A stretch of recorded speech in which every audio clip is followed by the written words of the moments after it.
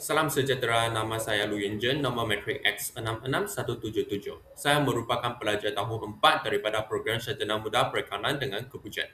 Dalam video ini, saya akan membentangkan tugasan individu kedua bagi kursus komunikasi interpersonal COM 3023. Bagi tugasan ini, saya telah memilih untuk menganalisis seseorang pempengaruh media sosial dalam kategori hiburan iaitu Epic Asian. Epic Asian merupakan sebuah platform pempengaruh media sosial yang aktif menghasilkan kandungan hiburan berunsur budaya Asia. Kandungan yang dihasilkan menggunakan humor, sindiran ringan serta situasi kehidupan seharian bagi menggambarkan cara masyarakat Asia berkomunikasi, berfikir dan bertindak.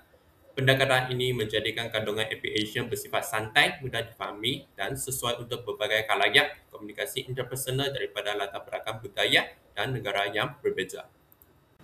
Bagi tugasan ini, saya telah memilih 10 hantaran terkini daripada Epic Asian dan menyertakan tangkap layar bagi setiap hantaran tersebut dalam video ini. Berdasarkan analisis saya, mesej yang disampaikan melalui kesemua hantaran ini boleh dikategorikan kepada 3 tema utama. Tema pertama ialah penggunaan bahasa dialek dan slang sebagai identiti komunikasi interpersonal. Sebagai contoh, penggunaan sapaan Sawadikap di Thailand menunjukkan perbezaan budaya komunikasi. Di Indonesia pula, perkataan kepo digunakan untuk menggambarkan sikap ingin tahu, manakala di Malaysia, perkataan seperti korang, ghostan dan ekspresi sering digunakan dalam perbualan harian. Melalui hantaran ini, Epic Asian menunjukkan bahawa bahasa harian bukan sekadar alat komunikasi tetapi juga mencerminkan identiti budaya sesuatu masyarakat. Tema kedua ialah kesedaran jenama dalam komunikasi harian. Dalam beberapa hantaran, Epic Asian memaparkan penggunaan nama jenama seperti Aqua di Indonesia serta Maggie, Colgate, Pampers dan Tupperware di Malaysia untuk menggantikan kata nama umum. Situasi ini menunjukkan bagaimana jenama yang kuat dalam mempengaruhi cara individu berkomunikasi secara tidak sedar dan menjadi sebahagian daripada bahasa seharian. Tema ketiga ialah perbandingan budaya dan realiti sosial masyarakat Asia. Contohnya, perbezaan gaya keibubapaan Barat dan Asia yang digambarkan melalui konsep 5W1H. Penggunaan jenaka linguistik atau code seperti perkataan keselamatan serta sindiran terhadap gaya postmodern fashion yang digambarkan seolah-olah berada dalam keadaan kesakitan. Walaupun disampaikan secara humor, mesej yang dibawa sangat dekat dengan pengalaman sebenar masyarakat Asia. Berdasarkan analisis terhadap komen-komen pengikut, majoriti maklum balas yang diterima adalah positif dan bersifat interaktif.